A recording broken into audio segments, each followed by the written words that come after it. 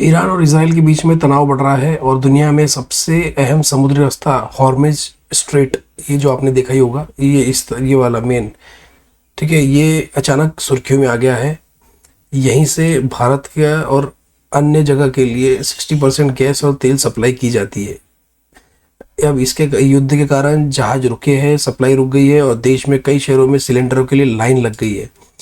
ठीक है, तो विडंबना देखिए कि क्या है विडंबना, कि एक तरफ लोग अभी नए नए स्मार्टफोन खरीद रहे हैं, नए नए अभी नया मोबाइल लेने जा रहे हैं और सबके हाथों में मोबाइल है, लेकिन दूसरे ही तरफ अगर आप देखोगे तो सभी लाइन में लग के सिलेंडर को अपने कंधे पे लिए हुए लाइन में खड़े हैं कि भाई सिलेंडर कब मिलेगा।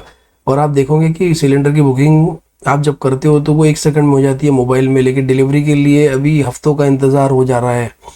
ठीक है, तो भाई ये संकट बहुत ही बड़ा आ चुका है और इसमें सबसे बड़ी चीज़ आती है कि कालाबाजारी। जहां एजेंसी के बाहर लिखा होता है कि स्टॉक खत्म हो गया और वहीं सिलेंडर ब्लैक के दाम पर मिलना शुरू हो जाता है।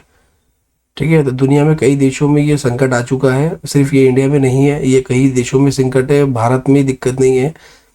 और भारत में इसीलिए है क्योंकि हमने गैस की आदत इतनी बना दी है कि गवर्नमेंट ने इसके लिए अभी कोई भी एकदम एक्सेस स्टॉक का नहीं रखा।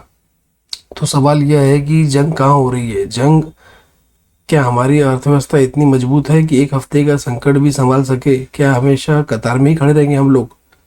तो सोचिए भाई, क्योंकि देश कतार में खड़ा है।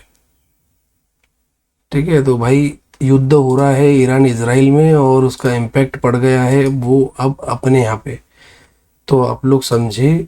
ठीक है, और इससे आपको क्या समझ में आया? तो भाई सिलेंडर का शॉर्टेज हो गया है, जिस कारण से 2 दिनों में अगर आप देखोगे तो इंडक्शंस की बहुत ज़्यादा डिमांड बढ़ गई है, इंडक्शन कुकर की, जिसके कारण वहाँ भी सप्लाई, वहाँ भी प्रोडक्शन थोड़ा सा वो दिख रहा है, इसके रेट्स अचानक उधर भी बढ़ गए हैं। तो भाई अगर आपने फिर भी जब अभी तक के इसके स्टॉक्स पे ध्यान नहीं दिया है तो जल्द से जल्द इंडक्शन वाले स्टॉक्स पे ध्यान दें, ये इसमें आपको बहुत तेज़ी देखने मिल रही है।